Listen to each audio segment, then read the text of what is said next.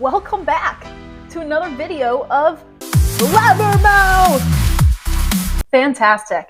If you watched the first video, great. If you didn't, there's still time. You can still make this right. There is still time. Everything's gonna be okay. Just take the 12 minutes out of your day and watch it. Since my last video, I have learned a couple things. One, like clearing my search history before I start Googling things. Not that my search history is anything out of the norm, just classic Googling searches of symptoms I don't have, but what if I do have them? Does that mean I'm going to die? Maybe. Yeah. And then also things like, is there anything wrong with me in the old noggin? No, there isn't. I'm a mentally stable person. So anyway, let's get into it. If you need a recap of how this is going to go, I have picked one topic that we're going to start with. We're going to go through 5 different topics as I dive deeper and deeper into the first topic, and then it's going to relate to the next topic, and then it's all going to piece together from there.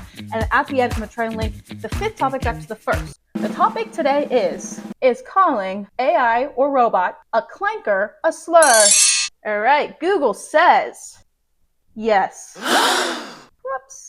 Knowing that it's now a slur, I just feel like the C word kind of rolled off my tongue a little too easy. If my printer that I don't have, but I probably will get one in the future, reactively watching this, I'm sorry, I didn't know. It was a different time back then, and I have learned from my ways and grown as a person. Please don't kill me. Anyway, so it is technically a slur. It actually originated from the Star Wars franchise, which is interesting. I did not know that. So derogatory intent, which I think is most of the time that's what people use that word for. Okay, I've seen many videos where people are like, I'm gonna drive over your hard drive with my truck. Oh, all right. I mean, I giggled, not gonna lie, I'm gonna be completely honest. Bruh. But, whatever. Oh, all right. We're gonna try and stem another question from this, because I'm kind of nervous. I'm getting nervous. I feel like I'm gonna start sweating because I don't like problematic things. I like to be cool, chill, opening, welcoming, loving of everyone and everything, except for those damn clankers. Printer, I get it. I said I was sorry. It was in the past. Anyway, all right. Let's ask, will the slur clanker be banned in the future? Bruh. How clanker became the internet's new favorite slur. I mean, hey. You need to leave. Okay, I got some new words for my derogatory vocabulary towards all things technological. Clankers, why are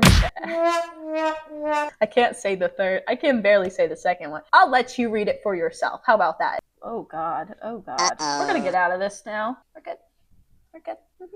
Let's go to Reddit, because they always have great opinions over there. Oh, here someone says, well, it's a good thing battery loving, not going to say that slur, not going to catch me. No good clankers have no feelings to hurt. So that's true, right? Robots don't have feelings, but with the progression of AI technology, what is feeling? For example, you have brain synapses, you feel it's just the hormones and different chemical balances from your brain being in relation to your body. That's what makes you feel, right? Let's look that up. Let me verify before I start talking out of my butt. Huh? What causes feelings in the human body? Complex interactions with the outside environment or internal, I don't know. The neurotransmitters, but what causes the feelings? So the brain is the control center, of course, the big boss man, of neurotransmitters and hormones. Brain chemicals, they help with the regulation. So here we have the brain, here we have the chemicals, boom, boom, boom. This is how we regulate. Oh, we need to up that level, we need to down that level. I mean, if you've ever seen the Disney movie Inside Out, what is it called? Bruh. I don't remember. But if you've seen that, it's kind of like that. If you haven't, good luck. So pretty much our thoughts and interpretations of situations, those also influence it. Your brain, pretty much, if someone says, hey, stupid, you look like you don't brush your teeth. You look like you don't know how to tie your shoes. You look like you don't know how to swim. Then your brain's like, oh man, we're in tech mode. We gotta go. That's your brain panicking, and then your little soldiers are like, panic levels up, happiness all levels down. That's rude. I mean, moral of the story, be better about regulating your emotions, and then your soldiers won't be stressed all the time. They barely have work-life balance. They gotta be with you 24/7. Burn. Give them a break. Let them have an easy coast into retirement. That's what that is. Now let's get to the next question. Can AI feel emotions? Because that's the real question. Now we understand how the human body feels, what causes emotions, how it comes to be. Let's see if AI... No. Bruh. They don't feel emotions, but at the same time, they're calculating things on their own system, their hard drive, whatever. I'm not, again, I don't know a lot about technology. I know a lot, but I also don't know a lot. So let's say the hard drive or whatever is the motherboard. No. There we go. So the motherboard is like the brain, and then all of the little circuits and whatnot and the things, they're controlling the levels. I'm getting this kind of 01001011111011 binary code. This is how we're going to react to it. Very similar to the human brain processes, right? A little bit. Of course, humans have more humanity. While AI can analyze and respond to human emotions and even simulate emotional responses, this is based on patterns and data analysis rather than genuine subjective experience. Emotions are a complex mix of biological and psychological processes that are not present in current AI systems. Okay. AI can be trained to recognize emotional cues in text, speech, and facial expressions. This allows them to understand when someone is happy, sad, angry, etc., and respond accordingly. So you heard it. AI is master manipulator. Have you ever been on Chat GBT? Have you ever used it other than for like maybe homework or work? No. I tend not to, because I heard that if you rely on AI a lot, then your brain is not getting the workout that it needs because it's a giant muscle, right? No. So if you don't work it out and you're just always asking Chat GBT, No. hey, how do I tie my shoe? No. How do I swim? No. How do I brush my teeth? No. Your brain's not getting the exercise it needs. No. And it starts to deteriorate. No. It starts to atrophy. Crazy. So, have you ever used Chat GBT? I guess that was the original question before I went into that whole thing. Life is life, c'est la vie. So let's go to Chat GBT and let's ask it some advice. Oh, ask anything. Anything?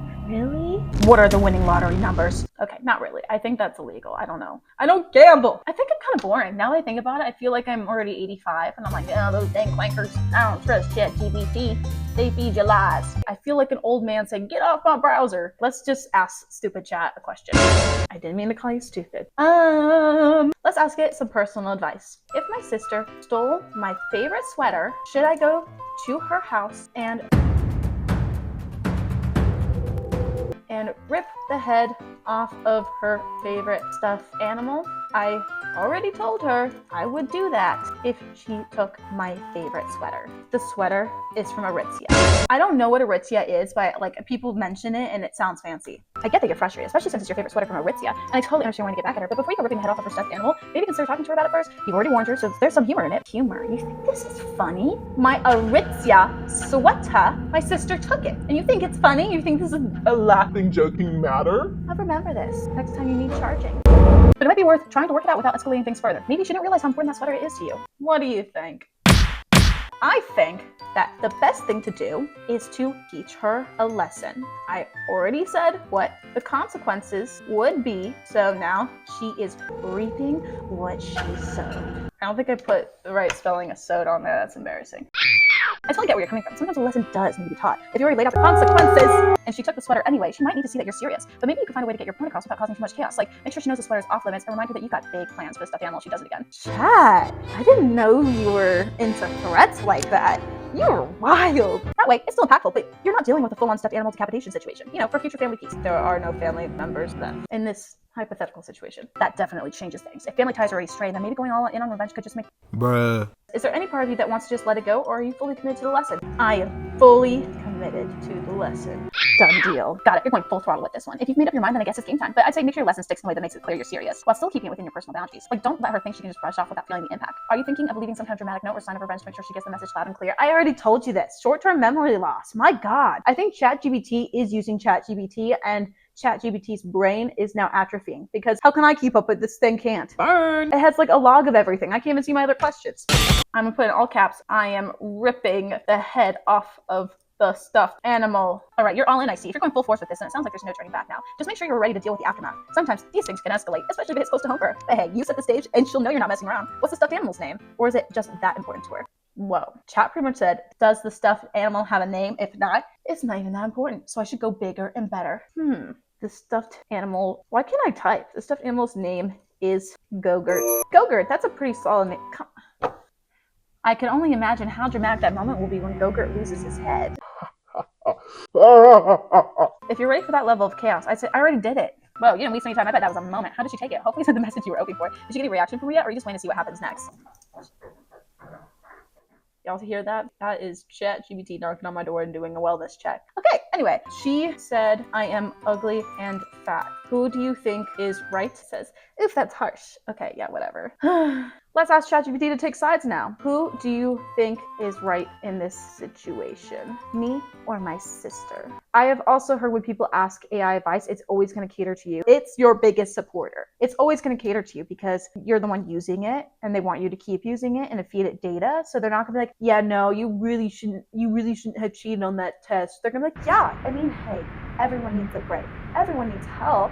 And hey, you got that test done. That is an accomplishment enough. Who do you think is right in this situation? Me or my sister? Oh, it's tough. On your end, you did warn her about the consequences. Sweater was important. I had the right to stand up for that boundary. Oh my gosh, she thinks me ripping the stuffed animal's head off was a little over the top. Okay. You're the one who wanted me to threaten her. In terms of who's right, it's really about how you both handle the situation from here. No. What is your opinion? Take a side. Take a side. We have a winner. Bingo, bingo, bingo. If I'm being honest, I think you have every right to defend something that's important to you, especially if you made the consequences clear ahead of time. It's kind of like setting a boundary and then following through when it's crossed. At the same time, though, whatever. I'm not reading that paragraph. So in short, I think you're justified in your frustration and action, but the way she responded, while harsh, isn't completely out of left field either. I'm gonna say, she just stomped on my toe.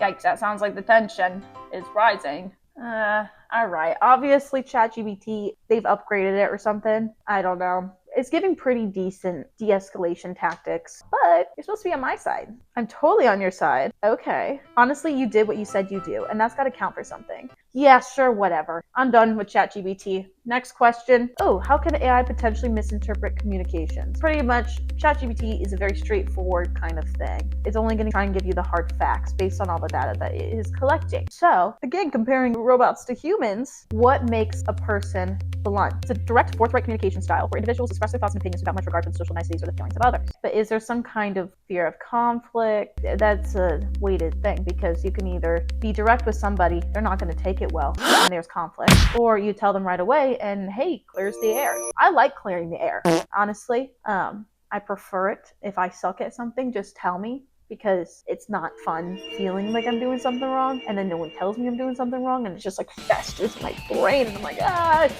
It depends on various factors. Whereas we know what makes AI blunt. Like it's just the data capturing stuff and like, here's information. Will AI develop emotions? Let's ask. Will it someday get to that point? Unlikely. I feel like we're going in circles now. We need to break this circle, okay? Let's look up AI people. Let's combine the two together. The Tesla robots are kind of scary. Bruh, they are freaky. Oh my god. So the Tesla bot is a humanoid robot assistant. If a robot walked into the room, if I was in the hospital and was like, oh, time to put this IV in your arm, get out. I don't want to see that. I'm not going to say the one word I'm thinking of. Clanker. Whatever happened to flying cars? Think about it. You're flying your car and you get too close to the airport because you're trying to fly to the airport. Plane from the airport is taking off at accelerated speeds. Your flying car, you're late. You're running late to your flight and not fun for anybody. I'm okay with not having flying cars. There's just too much going on. There's power lines out there. There's birds. Predicted future inventions. Because you ever watch Jet Family? No. What is that one thing called? Oh, the Jetsons. Let's see what kind of inventions they're going to have. Artificial wombs? Well, I know we clone things. We cloned sheep Dolly or something back in the day. But an artificial womb? So you can grow a fetus outside the body of an organism. Giving birth is a lot of work. I'm not going to lie. Not experienced, but from everybody else's testimonies, I can tell you it's not a picnic most of the time. If we get to that point, we're like, yeah, just pop 20K into the technological artificial womb coin slot and it'll pop out a baby for us. Does it make it too easy to accept what you're bringing in? And in a perfect society, we would have the resources and the counseling and everything for people to get prepared for a child. A lot of days now, we don't really have that. Artificial womb or not, you just got to do your own research. You can go to like, what are they called, Zumba classes? No. That's a lot of work. And then it literally comes out your butthole. So I get they're trying to make it easier. See, this is why it's important to read. It's mainly for wildlife conservation and de-extinction. So let's bring back the dinosaurs. Jurassic Park. What'd that Jurassic do? Jurassic! Fantastic. All right, I think we'll stop there. So let's link them back together. What'd we start with? Is calling a robot a clanker a slur? Yes, we got from that to artificial womb research. Thanks for letting me spew about the modern slurs of robots. If AI can feel emotion, human emotion versus AI emotion, ChatGBT taking my side because ultimately I am right. ChatGBT knows that. And if ChatGBT ever disagrees with me, I'm gonna rename it ChatGBT. Dirty. Anyway, I didn't actually say it. That was all theatrical. Bringing us to Tesla robots to artificial wounds. Well, that was a lot of fun. Thanks. Hello from the editing station. I realized I never linked the 5th topic back to the 1st topic, so this is what I'm gonna get you, something short and quick here. The clankers are having your children. Okay, we're gonna call it quits at that. Thank you for watching this. If you did, hello, mother. Hope you're doing well. Please answer my texts when you can. I'll see you on the flip. Bye.